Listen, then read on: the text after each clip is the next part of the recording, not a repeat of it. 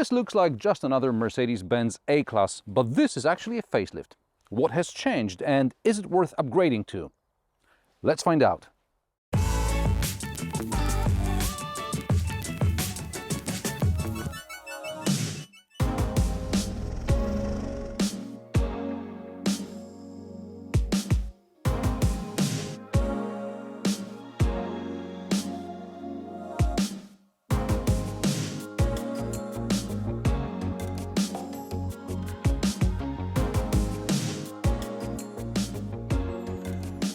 The Mercedes-Benz A Class celebrated its 25th anniversary in 2022. After some initial problems which were cured with ESP standard, there was a boring second generation.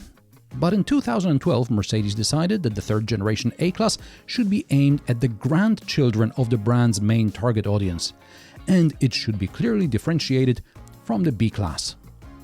That's when the dynamic and interesting-looking W176 hatchback was launched. In 2018, it was followed up with the W177 model. In addition to the W177, the range now also included a four-door coupe and a shooting brake, a continuation of 2013 and 2015 models, as well as a sedan. The latter had an extended wheelbase version for the Chinese market. Also built on the same platform are the B Class, which retained the compact van characteristics, and the GLA and GLB crossovers, as well as their electrified versions EQA and EQB. I know this may all sound a bit confusing, so I'm linking to the reviews of all the models I just mentioned. Check out the video description below. And now, on with the changes. From the outside, you can barely tell there are new headlamps and new tail lamps, and as a result, also the bumpers are somewhat different. Drop me a comment if you can spot anything else. More changes under the bonnet, but we'll get to those when we take this car out on the road. And now let's talk interior. At first glance, the cockpit looks identical to that of the pre-facelift model, but there are some minor changes. First of all, the steering wheel. Gone are the physical buttons and little trackpads here. Now everything is touch sensitive. I guess the goal is to make it cheaper. Duh. But in my opinion, the customer suffers because the cruise control settings or the radio volume settings done by sliding your fingers here is neither particularly convenient nor, above all, safe. But it's the technology that Mercedes is gradually introducing to all new models. Along with a new steering wheel and new controls for the instrument cluster and the center display, the contents of the instrument cluster have also changed, i.e. the ability to personalize the information displayed has been reduced. There used to be 3 data display areas and now there is only one in the middle. Another cost-saving measure was getting rid of the trackpad on the tunnel. Maybe customers rarely used it because overall it was easier to reach the screen or use voice commands, but Mercedes could have done something with the space on the tunnel. Meanwhile, we got a place here that's too small for a phone, but too big for just a key, so I have my lens cap here. This looks like a hole where the manual transmission should be, but the A Class no longer comes with a manual gearbox. There's only 7 or 8 speed double clutch transmission as standard. The smartphone cubby is traditionally too small, and as usual it is obscured by the cup holders. The cup holders are okay, and so is storage under the armrest, and the glove box is okay as well, and the door pockets are okay as well. There are 3 USB ports in the front. Additional USB ports are now standard. Unfortunately, Apple CarPlay and Android Auto aren't standard. Similarly, there is no dual-zone air conditioning as standard. The driving position is comfortable, although I've been driving many SUVs and crossovers lately, and I've begun to notice how comfortable they are to get in and out of compared to a car like the A Class. My view of the driver's display is unobscured, but the steering wheel does cut into the central display, and that's before I put my hand on the wheel. Anna doesn't complain, she can see everything. For reference, Anna is 160 centimeters tall and I'm 175 centimeters tall.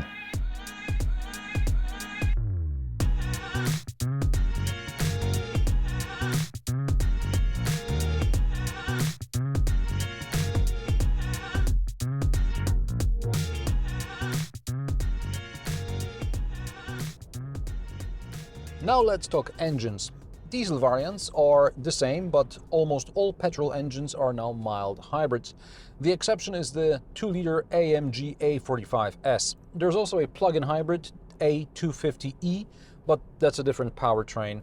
As far as I'm concerned, it's one of the better compact PHEVs as long as you have about 60 grand to spend, so you don't end up with a poverty spec like this car here. And this is the A220 4MATIC, which means a 190 horsepower 2-liter petrol engine with a 14 horsepower electric boost.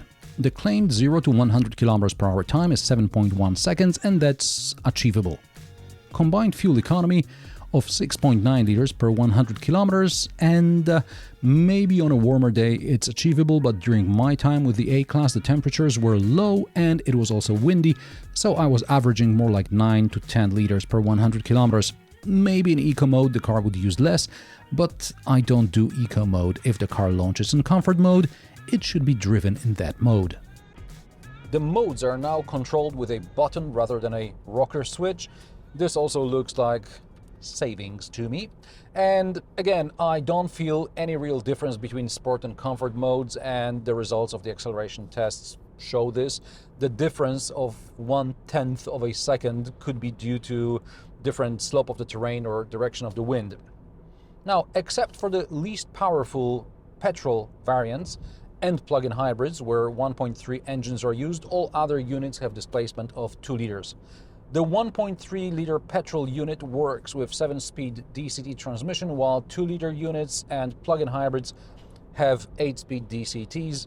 Diesels also come with 2 liters and DCT 8-speed transmission. I'll go back to the hybrids, plug-in hybrids for a moment.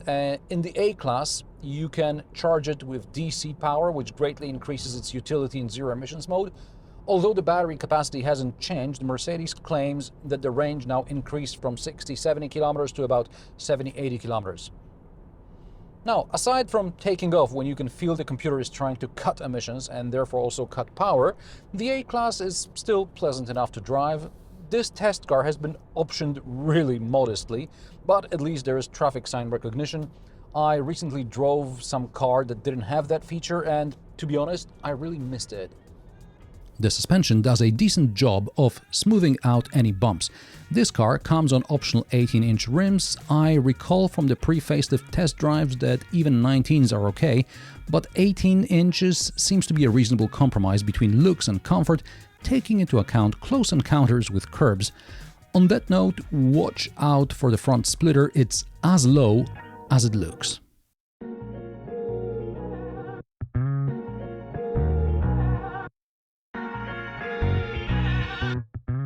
The boot hasn't changed much. Its capacity is between 345 liters in diesel variants because of the AdBlue tank to 370 liters in AMG cars. Regular petrol cars get 355 liters.